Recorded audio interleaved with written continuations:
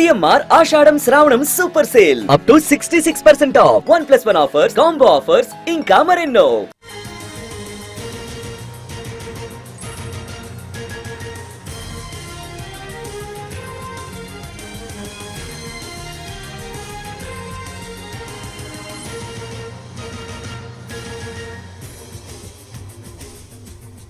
CM ప్రొడ్యూసర్లతో మాట్లాడతారు కానీ cinema కార్మికులను పిలిచి ఎందుకు మాట్లాడడం లేదని ప్రశ్నించారు సిపిఐ జాతీయ కార్యదర్శి నారాయణ.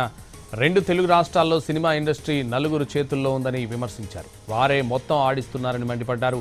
కార్మికులను విస్మరిస్తే కమ్యూనిస్ట్ పార్టీ చూస్తూ ఊరుకోబోదని నారాయణ హెచ్చరించారు. ముఖ్యమంత్రి లీడింగ్ యాక్టర్తో మాట్లాడుకోవడం కాదు, దిల్ రాజు వాళ్ళతో మాట్లాడుకోవడం కాదు, ఎవరైతే కార్మికులు ఆందోళన చేస్తారో వాళ్ళతో పిలిచి మాట్లాడండి, పరిష్కారం చేయండి. అంతేగాని మీరు పక్షపాత వైఖరి ఉండడానికి వీలని రాష్ట్ర ముఖ్యమంత్రిని హెచ్చరిస్తా ఉన్నాను. 10 కుటుంబాలు ఉన్నాయి, మొత్తం సినిమా ఇండస్ట్రీ మొత్తం హ్యాండ్ ఓవర్ చేసిన ఒక 10 కుటుంబాలు, మొత్తం వాళ్ళే మనోపడి, మిగతా వాళ్ళంతా లేదు. వీళ్ళకే మొత్తం కాన్సన్ట్రేషన్. సినిమా థియేటర్ మొత్తం 4 కుటుంబాల చేతిలో ఉన్నాయి. ఆంధ్రప్రదేశ్లో తెలంగాణలో ఉన్నటువంటి సినిమా థియేటర్లు లీజు తీసేసుకుంటారు.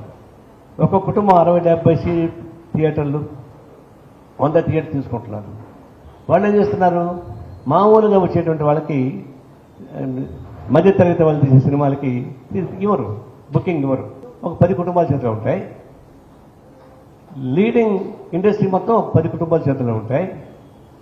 వాళ్ళు 100 కోట్ల రూపాయలు ఖర్చు పెట్టి సినిమాలు తీస్తారు. వాళ్ళకి ప్రభుత్వం ప్రోత్సాహం ఇస్తుంది. అన్యాయం జరిగితే కమ్యూనిస్ట్ పార్టీ ఊరుకుండదు.